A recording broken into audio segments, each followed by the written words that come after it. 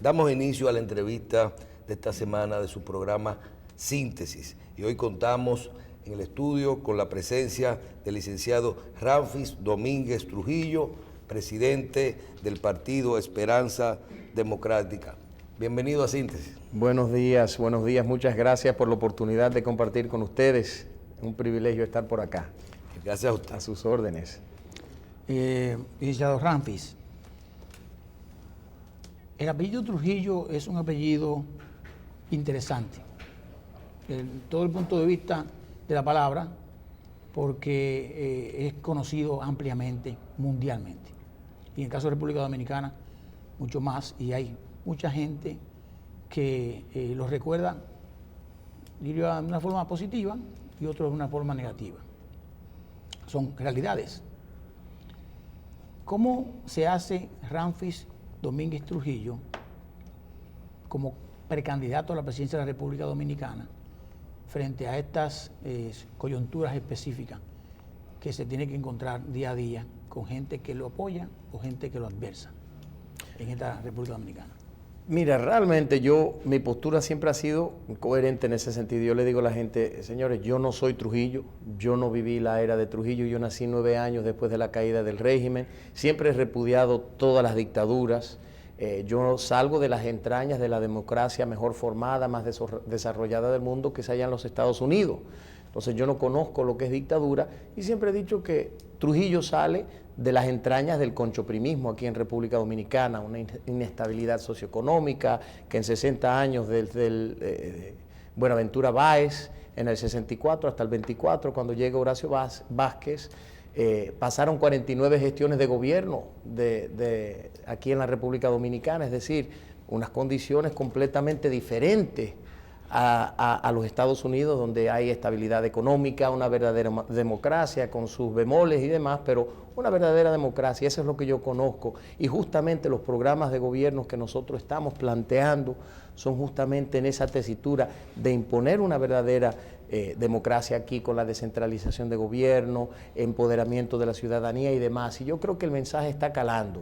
Nosotros no podemos cargar con el peso de los aspectos negativos del régimen que no se pueden negar, pero tampoco me pueden endilgar los aspectos positivos, porque yo no puedo tomar crédito en algo que yo no tuve ningún tipo de participación. Por lo que yo le digo a la gente, conózcame a mí, mis posturas, y si yo soy la persona idónea para dirigir el destino de la nación. Y me pongo a la merced de toda la ciudadanía y decirle, aquí estoy, un luchador más. Bien, usted definitivamente que al tomar la decisión de participar como candidato a la presidencia en República Dominicana, o por optar por la presidencia de República Dominicana, se ve que las cosas se están haciendo organizadas, porque a mí personalmente, y en ese sentido mi pregunta, me llama la atención cuando vemos en un tiempo corto, sin duda con muchos problemas de cambios en la vida, en la forma de ser, vemos más de 60% de los dominicanos que van a votar tienen menos de 45 años, y a eso es que usted se refiere con eso. ¿Cómo usted se siente cuando usted ve que en un plazo tan corto, independientemente de los obstáculos que usted sabe muy bien, que usted seguro conocía cuando se iba a meter en esto, pero usted está marcando por encima casi de la suma total de todos los partidos pequeños de la República Dominicana? Eso, ¿cómo se siente? ¿Cómo usted perfila esto? Realmente me satisface muchísimo ver el apoyo que hemos recibido de una forma vertiginosa y la verdad que es una oportunidad, yo creo, tremenda para nosotros. Sin embargo, entiendo también cuando uno sale a las calles y ve esas manifestaciones de apoyo, donde quiera que nosotros llegamos, estuvimos en Nueva York hace un par de días y realizamos una caminata donde eso fue apoteósico, aquí también cuando salimos a las calles, pero a la vez que lo entiendo como un gran reto que tenemos por delante, entiendo que el apoyo ha sido masivo, pero justamente ese apoyo es producto del sentimiento del pueblo dominicano. O sea, es una forma de manifestar y expresar el dolor que siente y el rechazo a la partidocracia que nosotros hemos venido viendo aquí en la República Dominicana. O sea, estamos viendo un pueblo que está sufriendo, que está hambriento, que está sufriendo unas condiciones, diría yo, que infrahumanas, con 49% del país utilizando letrinas y un sinnúmero de cosas más.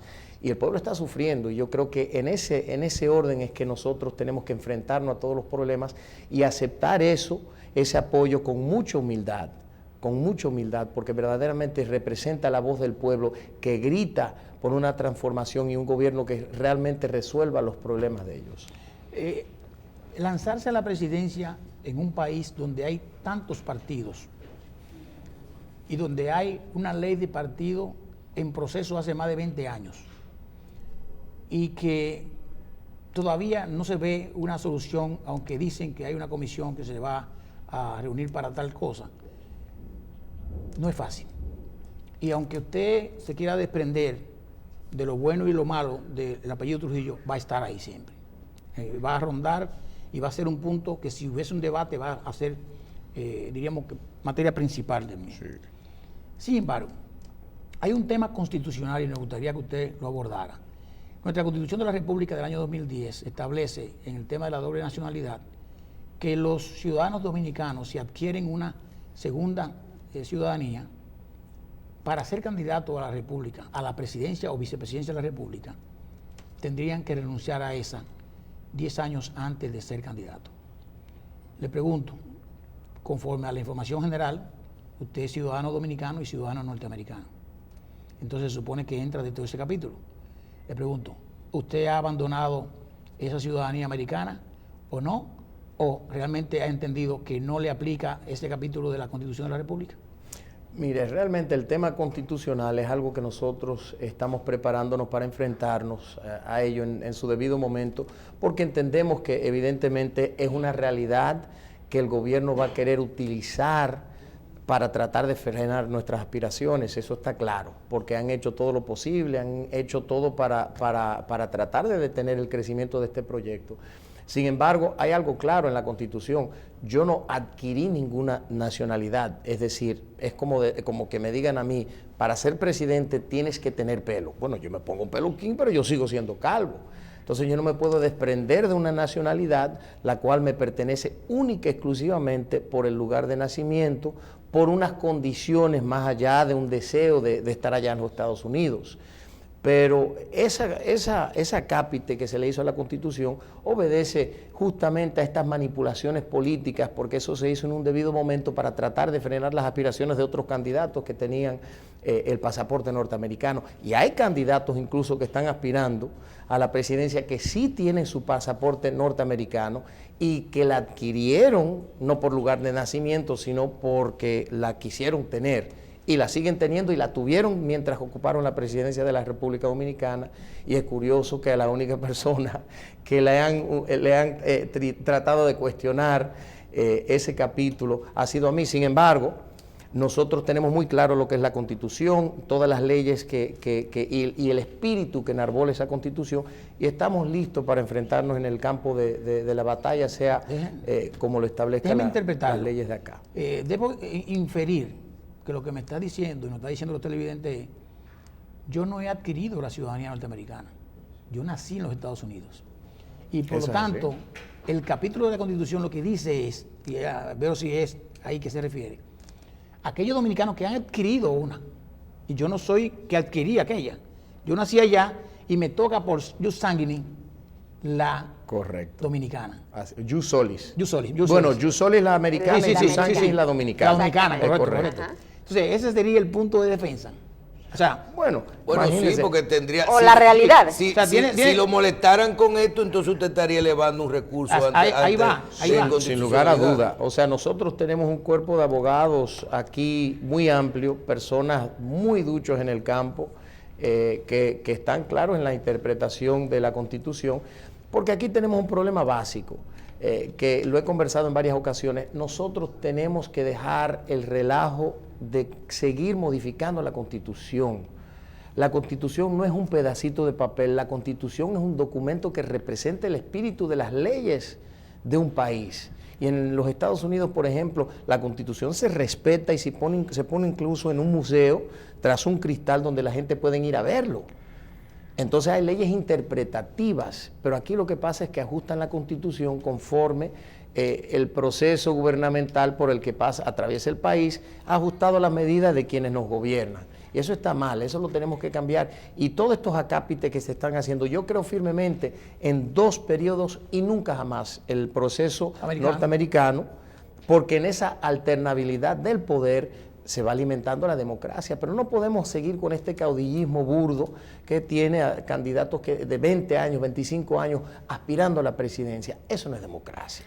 Déjame decirle, perdóname, debo decirle para que quede claro, yo estoy de acuerdo en que ese artículo, para mí, viola algunos derechos. Así es. Para mí. No es que estoy favoreciendo a Ramfi Trujillo, sino para mí, entiendo, y lo escribí en un artículo, porque que me digan que si yo adquirí una ciudadanía de otro país, yo tengo que renunciar 10 años antes. O sea, pierdo la ciudadanía y también pierdo la candidatura. Correcto. Entonces me quedé sin nada. O sea, tú me dices, bueno, pues mire, yo puedo renunciar un mes antes de esto, que yo puedo ver lo que hay, me conviene o no me conviene. ¿Quién sabe 10 años no, antes? Pero 10 años atrás, Imposible. 10 años antes. Y te lo digo porque quizá también me afecte. No, y le voy a decir una cosa, es que la realidad es que si uno aspira a la presidencia de su país, es porque uno siente que este es su país. Justamente a eso iba. Un alumno meritorio, un alumno sobresaliente en la primaria, en la secundaria, un empresario joven con premios en Estados Unidos como empresario y como joven que se había destacado en los negocios. ¿De dónde nace las ganas de ser presidente de República Dominicana? Bueno, esa es una pregunta que yo me hago casi todos los días ahora. Cuando ya uno está metido en el meollo, uno dice, señor, ¿en qué es lo que nos hemos metido? La realidad es que a mí, pese a haberme criado en los Estados Unidos, porque me pasé una gran parte de mi vida en Estados Unidos, a mí me criaron como dominicano de pura cepa. En mi casa se comía arroz con habichuelos, o sea, la bandera, bailábamos merengues todos los fines de semana. Mi mamá nos trancaba en un cuarto a bailar merengue con Johnny Ventura, con los Paimasí, con Wilfrido Vargas, con nosotros. O sea, a mí me formaron como dominicano de pura cepa. Pero más allá de eso, teníamos una prohibición de venir aquí al país. Y pues esa frustración que yo tenía por dentro, queriendo estar en mi país, y que me decían la gente, óyeme, qué país tan maravilloso, fuimos a tal sitio, y yo decía, pero yo quiero ir y no podía. De repente tenemos la oportunidad de regresar al país. Yo conocía mucho de la República Dominicana, su historia, su geografía, por lo que había leído, pero me enamoré del país cuando yo llegué aquí en el año 2000 y empecé a recorrer todo el territorio nacional, a tener ese acercamiento, esa oportunidad de hablar con la gente. Yo soy un campesino, a mí me gusta estar en el campo. A mí me gusta estar montando a caballo, caminando las calles. Eso es lo que yo disfruto más que nada, por encima de todas las cosas. Y tuve esa oportunidad de hacerlo por todo el país y ver la nobleza del dominicano, el espíritu de alegría, de altruismo, de que el dominicano le da lo último que tiene, le dicen, vamos a hacerle un caldo de gallina, un no sé qué, sin tener nada. Me enamoré de mi pueblo. Y viendo el sufrimiento y el dolor, y viendo la oportunidad de traer un sistema diferente de los Estados Unidos, teniendo toda esa gama de informaciones, toda esa visión clara de lo que teníamos que hacer aquí, yo dije, esto es lo que tenemos que hacer nosotros. Y si nadie lo va a hacer, lo tenemos que hacer nosotros, porque yo me siento no solo dominicano de pura cepa, sino una gente que quiere ver a su país progresar, que quiere vivir en un país esplendoroso, un país donde todo el mundo tenga igualdad de condiciones y de oportunidades. Eso es lo que yo quiero. Lo mismo que nosotros tenemos en los Estados Unidos, que me dio a mí la oportunidad de crear mis empresas, trabajando día a día con el sudor de mi frente, echando para adelante. Eso es lo que yo quiero para este país. Cuando, independientemente de lo que es el líder, el candidato, la persona, en República Dominicana, como en cualquier país del mundo, es imprescindible el dinero y la estructura política para poder llegar al poder, sobre todo a la presidencia de la República. Usted necesita un partido, vivimos en un país con unos partidos tradicionales grandes muy fuertes a través de sus estructuras políticas, muchos partidos pequeños que han venido participando en los procesos, pero indefinitivamente se mantienen las 4 estructuras grandes. Tenemos en República Dominicana también unos costos altísimos de la política. Es un proceso costoso, hay tanto durante el proceso como el día de las elecciones. Hablen un poquito de cuál es la estrategia del licenciado Ramfi Domínguez Trujillo para esto, porque vemos por un lado el tema del partido Esperanza Democrática, conocemos los temas de reconocimiento, y por otro lado el tema del PDI. Bueno, es interesante, yo creo que para nosotros ha sido una fusión casi perfecta, porque el Partido Esperanza Democrática, lo que nosotros sí tenemos es de estructura por todo el país, tenemos una dirigencia que nosotros venimos desarrollando desde el 2014, cuando se fundó el partido, y yo he recorrido todo el territorio nacional, dejando equipos, diría yo, que casi todos los 158 municipios del país. A la vez tenemos un crecimiento que hemos venido midiendo de una forma objetiva, científica, y el crecimiento de nosotros ha sido extraordinario en los últimos 3 años, pero nos hacía falta una estructura. Ahí llega el Partido Demócrata Institucional con su presidente Ismael Reyes, con el cual yo tengo una relación de amistad hace muchos años. Esa amistad a través del tiempo, a través de nuestras conversaciones, de nuestras charlas y pláticas sobre la actualidad política, se ha ido convirtiendo en más allá de una amistad, en una hermandad. Y el Partido Demócrata Institucional tiene 30 años de ejercicio político aquí en la República Dominicana, y lo interesante es que es un partido que jamás se ha beneficiado de las prebendas de gobierno, es decir, un partido que ha vivido de sus convicciones políticas, han hecho alianzas en aras de tratar de mejorar las condiciones del país o creyendo en un proyecto político, pero distanciándose al ver las situaciones de realidad, de la actualidad de ese gobierno, pero sin aceptar ningún tipo de prebenda y enfrentando a los gobiernos que consideraba dañino para el país o censurando las cosas que consideraba estaban mal hechas, de modo que es un país, es un partido, entiendo yo, que se ha mantenido en una línea transparente y ecuánime. Esa fusión de 2 elementos, diría yo que representan la esperanza del pueblo dominicano, porque son 2 elementos que mantienen el mismo norte de engrandecimiento de la patria. Ahí viene la estructura del Partido Esperanza Democrática, la estructura del Partido Demócrata Institucional, que estamos ya casi finalizando la transición de los equipos para crear un equipo de campaña con miras a las elecciones del 2020, y estamos escogiendo lo mejor de lo mejor. Dentro de esa amalgama de dirigentes políticos, estamos escogiendo en todos los puntos los mejores del PDI o del PED y conformando ese equipo de campaña. Entonces el crecimiento que nosotros hemos visto es extraordinario, con un padrón que ya para diciembre del año pasado teníamos casi 500,000 personas en el Partido de Esperanza Democrática, inscritas ya en nuestro padrón. Y ese padrón se está transfiriendo al Partido Demócrata Institucional en aras de preparar el padrón a presentar ante la Junta Central Electoral, y luego evidentemente de la firma del pacto, de la alianza en enero de este año, pues el crecimiento ha sido extraordinario, y la intención nuestra es tener 1 millón de personas inscritos para el final de este año, y el próximo año 2 millones con miras a las elecciones, y es muy posible viendo las condiciones de nuestra actualidad. Dígame del dinerito, usted habló de que usted tiene $50 millones para esa campaña. Bueno, es que tristemente, le voy a decir, como ustedes dijeron hace unos minutos, que en un país tan pequeño uno tenga que utilizar los recursos que se lleva que un proceso político durante los 2 años antes o el año antes y después en el día de las elecciones. Eso es terrible. Nosotros teníamos en ese momento compromisos para $50 millones, pero lamentablemente tengo que decirle que eso es solo para una primera fase. Ay, Dios mío. Porque una campaña electoral en la República Dominicana, nosotros estamos buscando 40 millones más para la segunda fase. porque eso es lo que cuesta un proceso político. Suerte tenemos Usted está hablando nosotros. que un solo partido aquí podría estar gastando 100 millones de dólares para el proceso, un candidato. Óigame, pero es que yo le voy a decir una cosa, el partido oficial de aquí se gastó casi 300 en un proceso electoral. 300 millones de dólares. 284 millones de dólares y esos documentos están ahí.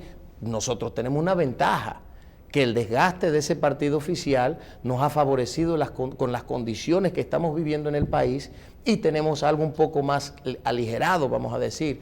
Pero ellos van a tener que buscar mucho más que eso porque han acostumbrado al pueblo que con 500 pesos, un picapollo, un poterromo, se compra el voto, se compra la conciencia de la ciudadanía. Y contra eso es que nosotros estamos batallando, pero nosotros no hemos comprado un solo voto, no hemos dado un solo picapollo ni un poterromo. Nosotros lo estamos haciendo con el espíritu del pueblo del cambio en Nueva York. Esa fue una de las cosas que más me alegró aquí también en las caminatas, que la gente dice, aquí no hay un solo peso que se ha dado, eso es el espíritu del pueblo que está saliendo a favorecernos. Pero aquí 100 millones de dólares se lleva una campaña. Y llegado el momento se va a poder pelear en contra del picapollo y de los 500 pesos por acercarse a una caminata. Bueno, tenemos un ejemplo en nuestra historia que fue el proceso electoral del 78 con don Antonio Guzmán, donde decían, coja la fundita y no soy reformista. Y eso fue uno de los bemoles de ese proceso electoral en ese momento, de modo que yo creo que las condiciones están dadas para que el pueblo, que ya está harto, cansado, pero además tiene el falsas dinero, promesas. licenciado, entonces tiene también su... Pero dinero. los recursos nosotros los vamos a utilizar de una forma inteligente para llegarle al pueblo como se debe llegar, con dignidad. Pero cuando lo escucho de hablar de los primeros 50 millones de dólares, usted dice, no, porque hay gente que aporta a los partidos. Y hoy Terrero mencionaba, estamos inmersos en un proceso de discusión plena de ley de partidos que se ha querido llevar a las primarias, cuando de los principales problemas es el financiamiento de los partidos y los compromisos con de dónde vienen los recursos de los políticos. Asimismo, ¿qué usted piensa? ¿Usted no cree que cuando usted, que no tiene recursos, el PDI no tiene presupuesto importante de parte de la Junta Central Electoral, ni el partido que usted representa también? ¿No se asumen muchos compromisos con terceros cuando usted capta esta cantidad de dinero? Bueno, yo creo que justamente el problema que nosotros tenemos aquí en República Dominicana es el compromiso con esos sectores de intereses especiales y demás. Eso es lo que compromete el trabajo del gobierno. Yo soy de los que piensan y he mantenido, y mantengo aquí hoy, que la Junta Central Electoral realmente no debe estar dándole dinero a los partidos políticos, porque tenemos 26 partidos políticos, en su gran mayoría son partidos bisagras que viven de las dádivas del gobierno, que buscan única y exclusivamente existir para entonces aliarse a un proceso electoral con un candidato, con un partido, para recibir prebendas de ese gobierno cuando llegue al poder. Ese modelo hay que cambiarlo. Yo soy de los que firmemente cree que el modelo norteamericano es el que funciona. Y le voy a decir algo, una gran parte de nuestros recursos ha sido copiando el modelo de Barack Obama, que ha sido por medio del Internet. ¿Con quién? Con la diáspora dominicana en los Estados Unidos, porque la gente me critican desde que yo salgo del país, dice, pero ¿y por qué que está en la diáspora? Claro, porque allá es una diáspora pujante, preocupado por su país. Entonces esas son personas que lo dan no porque quieren algo, sino porque le duele su país, sino porque sienten y dicen, yo lo que quiero es volver a mi país. No le piden nada a cambio. Para nada. ¿Y parte de esa diáspora querría venir a vivir al país en caso de usted ser presidente? Absolutamente, y muchos que dicen, yo tengo una casa, un resquicio para mi retiro, pero que yo lo estoy desaprovechando y lo estoy vendiendo o alquilando porque las condiciones de seguridad aquí no me permiten regresar a mi país. Algo que le voy a decir, que yo no he hecho ni un solo compromiso con nadie, para que estemos claros, porque yo no comprometo la transparencia y el trabajo de este proyecto. Nosotros entendemos que para llegar y hacer las cosas bien tiene que ser sin compromisos y sin ataduras. Y ese es el compromiso que nosotros tenemos con el pueblo dominicano. Yo digo que el compromiso nuestro únicamente es con Dios y con el pueblo dominicano. Mire, le voy a hacer una pregunta, licenciado Domínguez Trujillo, combinada con algo que dijo Marcela y algo que dijo Michelle. Usted es un hombre de negocio, un hombre de empresa, un consultor, una persona que está acostumbrada, como nosotros, a trabajar en planes estratégicos, en evaluar los riesgos de los negocios, mirar hacia más adelante de lo que mucha gente mira. Y hablamos de partidos pequeños, y acaba de decir que muchos de ellos han sido bisagra, y yo estoy de acuerdo con que han sido así, en la República Dominicana. Entonces decimos, bueno, venimos a competir donde hay 3 partidos tradicionales que han tenido el control del Estado por años y que los pequeños no ha habido forma de poder entrar. Y entonces yo vengo con una cantidad de recursos que mucha gente me lo va a proveer, y yo como soy consultor y sé de esto, ¿qué estoy viendo en la bola de cristal para evitar que esos recursos se pierdan para competir con unos grandes que han tenido el control del Estado por muchos años? ¿Qué va a pasar o qué usted vio que la gente podía verter eso y decir, bueno, vamos a apoyar a Domínguez Trujillo? Bueno, lo primero es que debo confesarle que cuando nosotros lanzamos nuestras aspiraciones en diciembre, jamás nos esperamos que íbamos a tener esa acogida en la amplitud, en la medida que lo estamos viendo. Eso es primero, eso ha sido una bendición de Dios. Pero más allá de eso, está claro que los partidos tradicionales, no todos son tradicionales, porque tenemos un partido que fue un partido emergente hasta el proceso del 2016, que fue el Partido Revolucionario Moderno, que realmente es un partido diríamos que una división. Bueno, justamente es una división, pero ¿qué es lo que le da el auge al Partido Revolucionario Moderno? Bueno, pues la salida de Hipólito Mejía del PRD. Con un candidato fuerte como Hipólito Mejía, ese partido emergente se convierte entonces en el partido mayoritario en el país. En esa misma tesitura estamos viendo que el Partido Demócrata Institucional, con esta candidatura, que vuelvo y le digo, acepto ese crecimiento con mucha humildad, pero ese crecimiento se debe justamente a esta candidatura, que es una candidatura fuerte, que está siendo muy bien recibida por la sociedad dominicana, y por ende nosotros nos estamos convirtiendo en un partido mayoritario también por la cantidad de adeptos que tenemos. De modo que eso a mí no me intimida para nada. Entiendo que el Partido Demócrata Institucional en poco tiempo será la fuerza opositora de la República Dominicana. Luego de conversar un poquito de recursos, de liderazgo, de las posiciones constitucionales y de que si usted puede ser candidato, de los partidos, las estructuras, yo creo que si vamos a votar por Ramfi Trujillo, por usted, nosotros vamos a iniciar preguntándole algunos temas sobre sus posiciones de temas de actualidad y qué usted sugiere y qué usted haría en el caso de que usted fuera presidente de la República Dominicana. Y aunque en un momento dado podemos volver un poquito atrás por algunas cosas, pero vamos a iniciar con esto. ¿Qué opina Ramfi Domínguez Trujillo, por ejemplo, de lo que ocurrió en República Dominicana ahora con las relaciones con China? Bueno, fíjese, yo soy una persona que veo las cosas desde una óptica, diría yo, que mucho más amplia. Entiendo que el problema con esa ruptura de las relaciones con Taiwán fue en la forma que lo hicieron. Teníamos una relación de 77 años con Taiwán, un país que nos había dado ciertas facilidades, ciertos préstamos y demás. Ahora estamos claros. La competencia principal económica, comercial de los Estados Unidos es China. Claro. Y de la misma forma, la competencia principal de China es los Estados Unidos.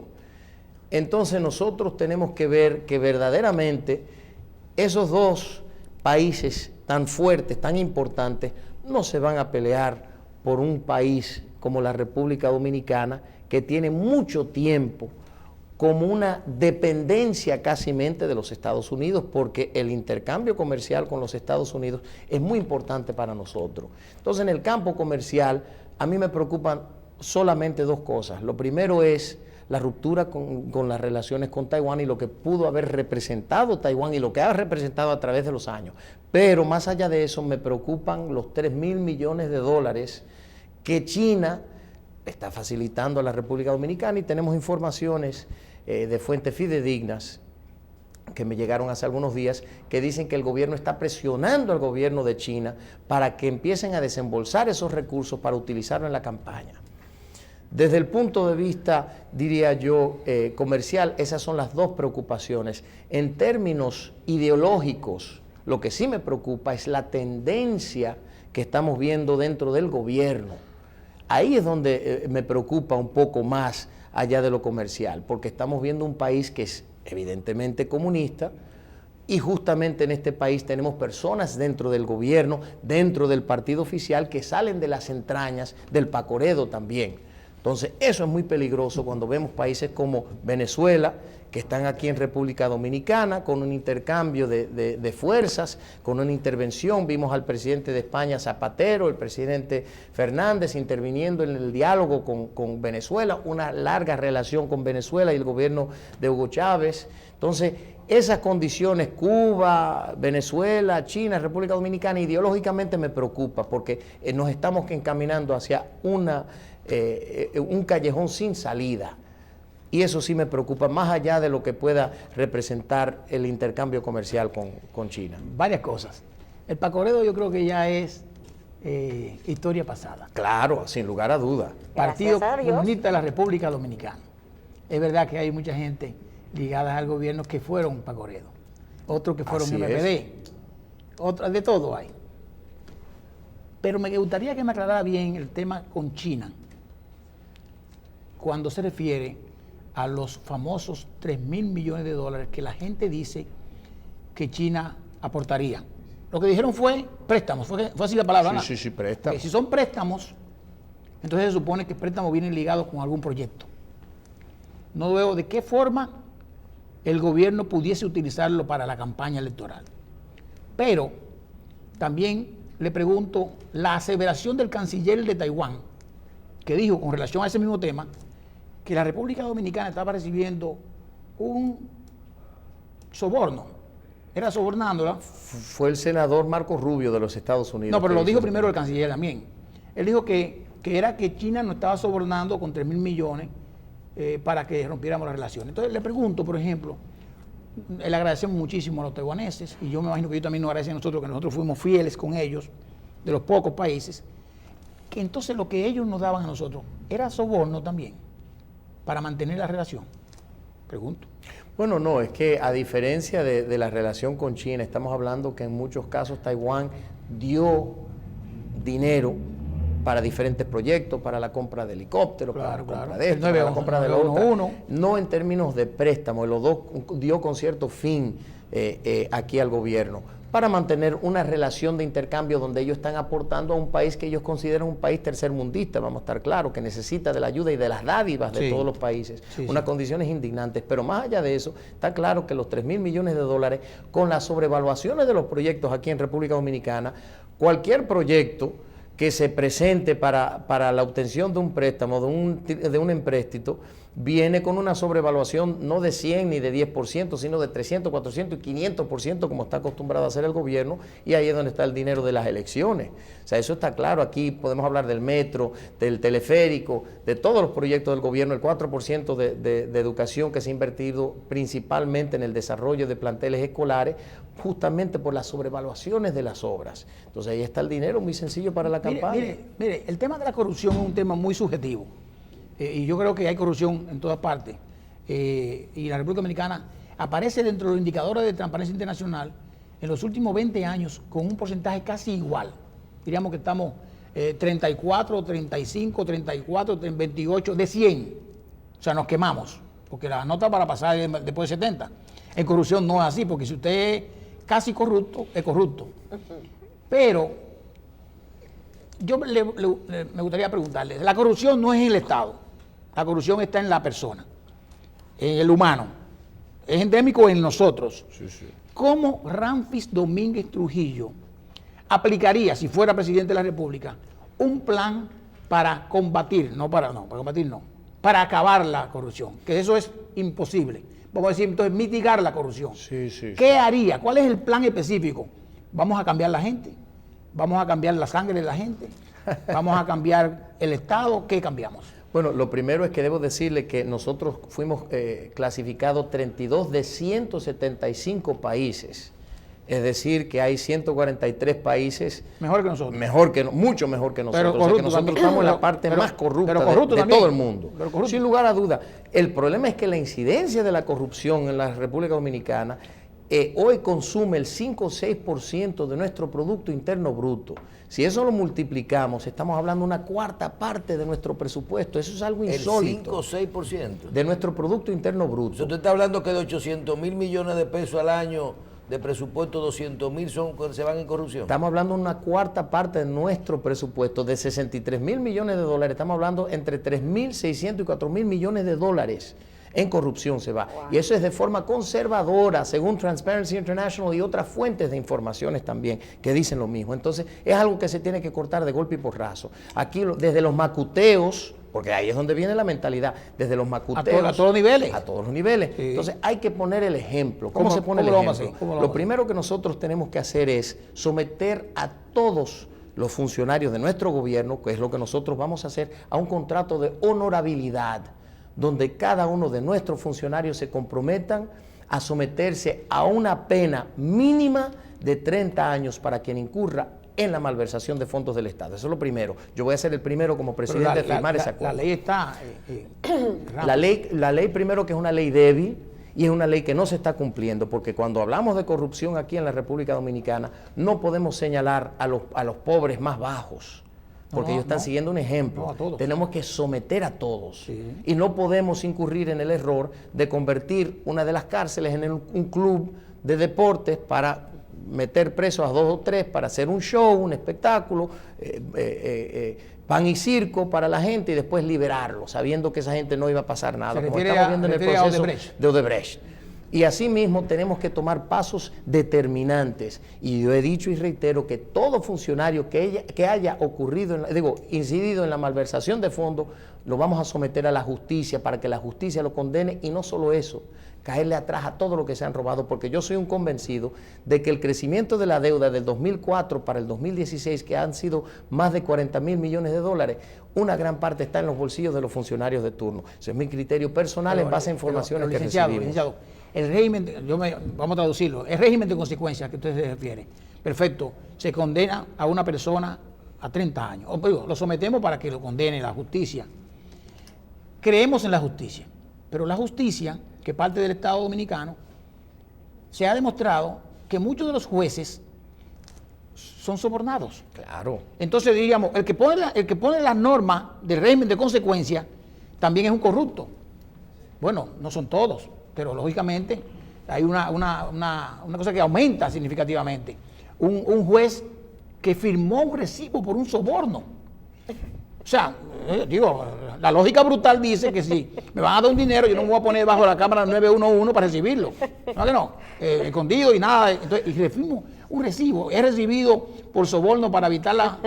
Eso es un funcionario que le firmó un pagaré a uno, que eran 200 millones de pesos, le cogió 100 y le hizo a la persona que le firmara un pagaré de 100 millones. No, pero también hay uno que se comió un pagaré, pero de todo hay de todo. Pero dígame, ¿cómo? O sea, es difícil. Claro, pero hay que cambiar el sistema por sí. Lo primero que nosotros tenemos que hacer es descentralizar el gobierno, copiando el modelo de los Estados Unidos, donde los jueces sean elegidos por los pueblos de cada provincia, por los moradores de cada provincia. Eso es democracia. Nosotros lo tenemos que hacer. Encima de eso, el presidente... No es el factor político. No, es todo.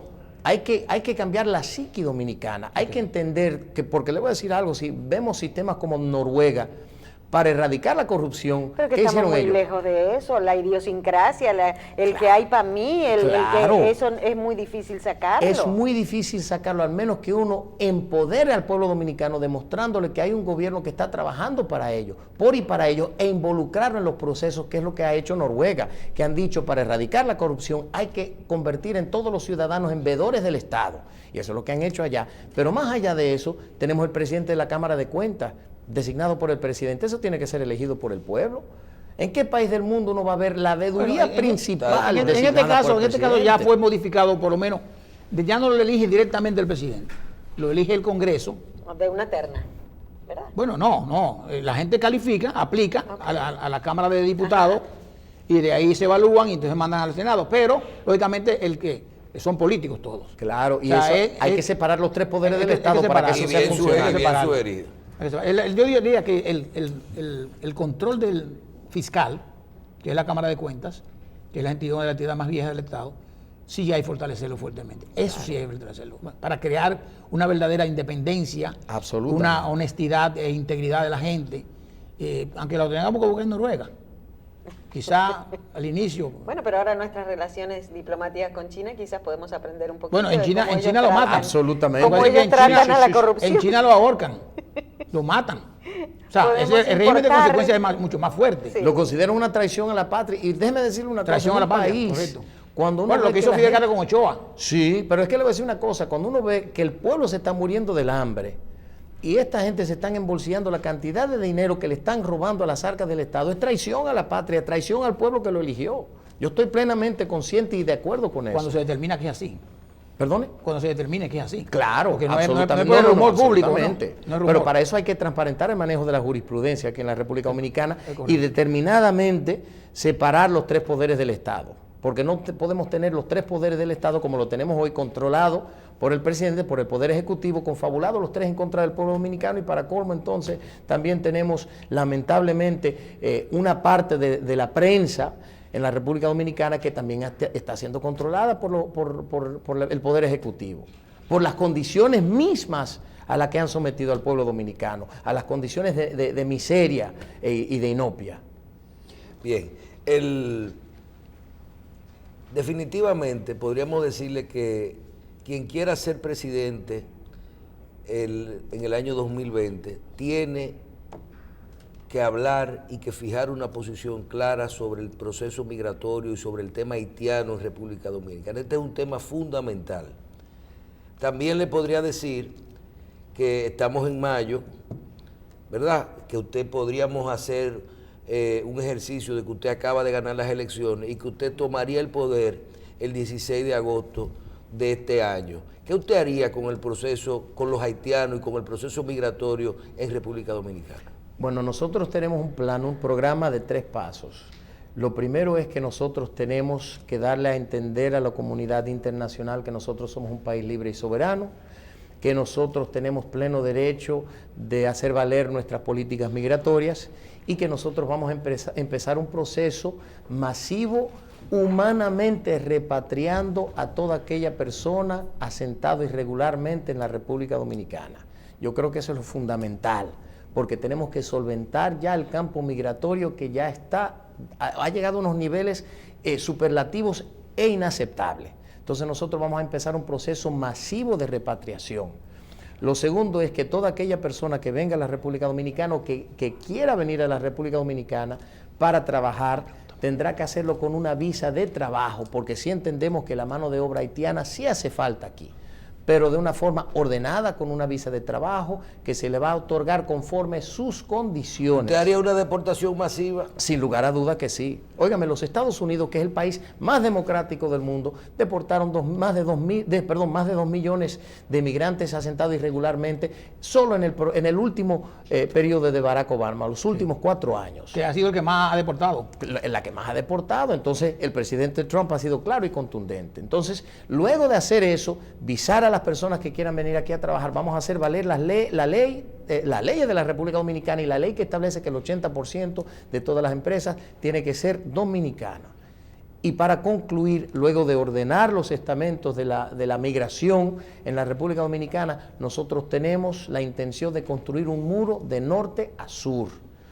Porque le voy a decir una cosa, a los 6 años después de la firma del Tratado de Basilea, hemos sido blanco de ataque del país vecino, quien ha entendido que este país es un país donde ellos tienen que estar, porque empezamos con el 1801, cuando se retira España de este lado de la isla de Hispaniola. Ahí vino el ataque de Toussaint Louverture, que se declara gobernador de la isla. Y luego de eso nos sometieron al yugo haitiano, nuestra independencia fue de Haití. Y ha sido incesante a través de los años. En el siglo pasado también vimos esa invasión que durante la tenancia de Horacio Vázquez fue peor y peor y peor cada vez. Entonces ahí se modifica la Constitución en el 29, pasamos al jus solis, para darle la oportunidad a aquellos haitianos que ya estaban aquí de adquirir o que sus hijos adquiriesen la nacionalidad dominicana. O sea, se modifica en esa tesitura, en ese momento. Luego llega Trujillo, le da un pedacito de tierra a la hincha para tratar de satisfacer ya ese hambre que tenían los haitianos porque ya estaban asentados ahí en República Dominicana. Se hicieron todos los intentos por la vía diplomática, no funcionó. Venimos al lamentable hecho del 37, que no debe repetirse para que estemos claros, pero entonces seguimos con esa invasión pacífica y no pacífica, que hoy tenemos 3 millones, más de 3 millones de haitianos aquí, los hospitales llenos de haitianos, consumiendo los recursos de educación, los recursos de nuestros hospitales de salud, y encima de eso están acabando con nuestra ciudadanía. Todos los días vemos que a alguien le cae a machetazo. El otro día vi que a 2 guardias lo amedrentaron con un machete. Lo vi. Lo desafiaron. ¿Qué hicieron? Se retiraron. ¿Por qué? Porque tenemos la ONU y diferentes organismos internacionales que están supervisando, favoreciendo la migración haitiana, y entonces no nos están dejando actuar. ¿Qué hacen? Para que no nos sancionen, tienen el arma en baja. Entonces nos están sometiendo a unas condiciones de irrespeto insostenibles, unas condiciones de criminalidad, de delincuencia inaceptables. Y encima de eso, tomando nuestros recursos. Entonces tenemos que cerrar ese capítulo de una vez y por todas para proteger a futuras generaciones. Y el muro es lo único que va a hacer. ¿Cómo pagar el muro? Hoy la invasión haitiana pesa sobre nuestros recursos, consume más de 2.000 millones de dólares. Nosotros tenemos en presupuesto entre 300 y 700 millones de dólares para la construcción de un muro. Una tercera parte de lo que consume esa invasión pacífica, y tenemos que hacerlo. Bueno, mire, usted como precandidato a la presidencia va a estar expuesto a muchas preguntas y a muchas inquietudes de la gente. Yo no me voy a perdonar si no hago esta pregunta. Y es para la oportunidad para que usted nos aclare, porque es un tema que ha salido públicamente relacionado con un accionar suyo como consultor. Y es la oportunidad para aclararlo. En una oportunidad usted trabajó como consultor de una empresa que se relacionó con un préstamo para una construcción de unas viviendas.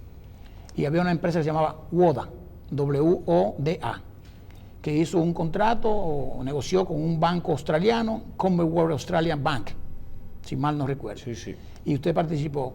Entonces, ha salido a luz pública de que eso, bueno, pues el gobierno dominicano se afectó por incumplimiento X, y entonces pues le atribuyen que usted ha estado mezclado, ligado de una forma u otra, y me gustaría que usted nos explicara y el país efectivamente qué fue lo que pasó y cuál fue la participación. Simple y sencillamente nosotros en ese capítulo participamos, como usted bien lo señaló, como consultor, como asesor a la empresa. Esa era una empresa que quiso venir aquí a hacer una especie de proyecto de vivienda conjuntamente con el BNB. El Commonwealth Bank Australia nos garantizó a nosotros, nosotros el grupo, el financiamiento para ello, y exigió una carta de crédito para garantizar ese préstamo. Nosotros no recibimos un solo centavo, incluso el BNB violentó nuestro derecho porque en los contratos del BNB establece que nuestra empresa iba a ser uno de los garantes de esa línea de crédito, es decir, que esa línea de crédito iba a tener nuestro nombre para nosotros poder garantizar la fidelidad de esa carta de crédito, porque una carta de crédito es un instrumento que para poder violentarla, manipularla, todos los beneficiarios de esa carta tienen que confabularse para manipular esa carta, que fue lo que pasó, pero nosotros nos sacaron de esa carta producto de las exigencias del Banco de Reservas, y ahí justamente yo le informo al BNB que yo no podía garantizar la transparencia de esa transacción y de esa carta de crédito, porque nos habían sacado a nosotros de la carta de crédito. A nosotros nos sacaron, yo perdí casi $1 millón en esa operación, yo personalmente, y dejé eso a un lado en aras de tratar de que el país no perdiera, y me puse a la disposición del BNB, hice varios viajes a expensas mías hasta Australia, tratando de buscar eso. Yo mismo fui y enfrenté el Banco de Australia, en aras de resolver eso. No se dio simple y sencillamente porque aquí a nadie le dio la gana. Ahora lo están diciendo, yo digo, señores, eso es fácil. Si a mí me están acusando de robarme ese dinero, yo me pongo a la disposición del procurador, que me sometan, porque yo sí tengo pruebas de mi comportamiento y de la pérdida que yo tuve y que acepté. Sí, pero usted tiene que prepararse para todo eso ahora. Claro, sin lugar a dudas, pero nosotros estamos listos porque, óigame, nosotros no tenemos cola que nos pisen, nosotros hemos actuado en todos los negocios de una forma absolutamente íntegra y decorosa. Y nadie nos puede señalar a nosotros. Claro, ahora van a tratar de sacar todo de mi vida pasada, que gracias a Dios he llevado una vida muy decorosa en los Estados Unidos y he desarrollado 3 empresas, que es lo único que yo he hecho y he sabido hacer en los Estados Unidos es trabajar. Mire, ¿abierta o cerrada la primaria?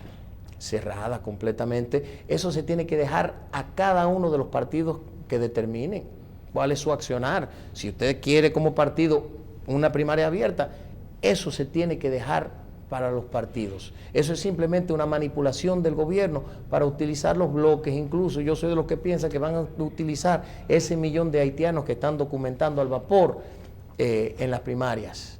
Y esa es la intención, es una manipulación política más. Eso es algo que se tiene que dejar a los partidos que decidan. Pero la documentación, perdón, Michelle, la documentación a esos haitianos, diríamos, no a 1 millón, son menos, es una documentación de migración, con una, quizás, en algunos casos, una cédula de no votar. Óigame, a él le están dando cédula para votar y le puedo mandar todos los videos que ustedes quieran. Al vapor, en varias gobernaciones le están dando cédulas para votar e incluso estamos viendo un patrón muy peligroso, y es que dominicanos y norteamericanos que vienen aquí a buscar su cédula, cuando les sale la foto de la cédula, les sale la foto de un haitiano en la cédula, que yo lo tengo también. O sea, se están viendo casos insólitos aquí de lo que se está montando para fines de las elecciones. Wow. Un caso terrible. Bien. Licenciado, nos queda un minutico solamente. Dígale a esa Cámara por qué votar por usted en el 2020. Bueno, yo agradezco la oportunidad primero de presentarme aquí hoy. Le exhorto a todos ustedes, dominicanos, dominicanas, el año 2020 va a ser muy trascendental para la República Dominicana. Todos tenemos la obligación de involucrarnos, de convertirnos en partícipes de este proceso, de un lado o del otro. Yo me someto al escrutinio público para que ustedes tomen esa determinación si doy la talla para el cargo de presidencia de la República, pero más allá de eso, le exhorto a que conozcan sus leyes, lean su constitución, sean partícipes de su país, porque lo estamos perdiendo y este país, este pedacito de tierra que Dios nos regaló, nos pertenece a todos y tenemos que luchar por él. Siempre la patria primero, que Dios me lo bendiga. Bien, muchísimas gracias. Gracias a ustedes. Bien. Nos acompañó en el día de hoy el licenciado Ramfis Domínguez Trujillo en esta participación en su programa Síntesis. A ustedes también les damos las gracias por su audiencia y nos vemos la semana que viene en otra edición de Síntesis.